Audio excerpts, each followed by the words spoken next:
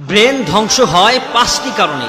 এই পাঁচটি স্বভাব আমাদের যাদের মধ্যে আছে, আমরা যদি আমাদের মস্তিষ্ক, আমাদের মাথা যদি ঠিক রাখতে চাই একেবারে মৃত্যু পর্যন্ত, তাহলে আজই এই মুহূর্ত থেকেই এই পাঁচটি স্বভাব আমাদের ছাড়তে হবে। পারবো ইনশাআল্লাহ? আমরা এই পাঁচটি স্বভাব আমাদের অবশ্যই দূর করতে হবে। যদি দূর করি তাহলে আল্লাহ তাআলা আমাদেরকে, আমাদের মস্তিষ্ক ঠিক রাখবে, আমাদের ব্রেন ঠিক রাখবে। ব্রেন যদি ঠিক রাখতে চাই, পরীক্ষার ফলাফল যদি আমরা গোল্ডেন A+ করতে চাই, আমরা যদি মেধা উত্তীর্ণদের খাতায় নাম লেখাতে চাই, তাহলে আমাদের প্রতিটা স্টুডেন্ট ভাইদের বোনদেরকে এই পাঁচটি স্বভাব এই মুহূর্ত থেকে দূর করতে হবে।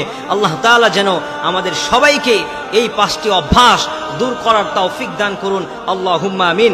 এক নাম্বার হচ্ছে অতিরিক্ত মোবাইল টিপানো বা ইলেকট্রনিক ডিভাইসের মধ্যে অতিরিক্ত আমাদের সময় দেওয়ানো। ল্যাপটপ, কম্পিউটার এবং ফোন, প্রজেক্টরের মধ্যে আমরা যত দৃষ্টি দিব, আমরা যত ফোকাস দিব, যত সময় দেব, তত আমাদের মেধা, আমাদের ব্রেন, আমাদের এই মাথা আউট হয়ে যাবে, আমাদের ব্রেন শক্তি কমে যাবে। নাম্বার 2 হচ্ছে ঘুম কম হওয়া।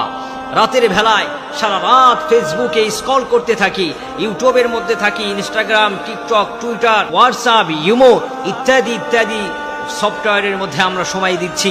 রাত 2টা, 3টা, 4টা পার হয়ে যায়। ফজরের সলাতের আযান কোন সময় পার হয়ে যায় আমরা টেরি পাই না। এই সমস্ত ব্যক্তিদের ব্রেন অতি তাড়াতাড়ি আউট হয়ে যাবে, এরা দ্রুত পাগল হয়ে যাবে।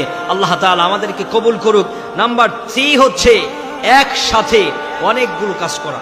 এই ফ্যাক্টরিতে একটা নিলাম, ওই ফ্যাক্টরি আরেকটা নিলাম, এই কোম্পানিতে একটা জব, ওই কোম্পানিতে আরেকটা জব, এখানে একটি প্রিপারেশন, ওইখানে আরেকটি প্রিপারেশন, 4টা 5টা আমার এই একটা মাথায় আদার্স কাজ যখন করতে যাব, তখন আমার ব্রেনের মধ্যে সমস্যা হবে, আমি আস্তে আস্তে পাগল হতে শুরু করব।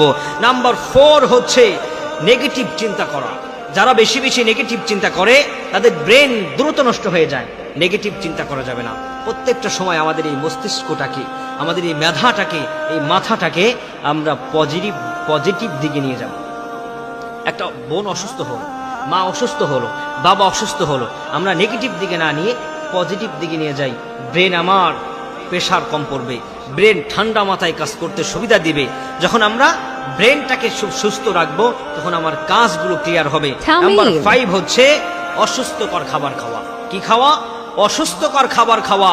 অসুস্থকর খাবারের মধ্যে রয়েছে আপনি ইয়াবা, ফেন্সিডেন্ট, গাঁজা, নেশাকার যে বস্তুগুলো আছে, এগুলো হচ্ছে সব থেকে বেশি অসুস্থকর খাবার।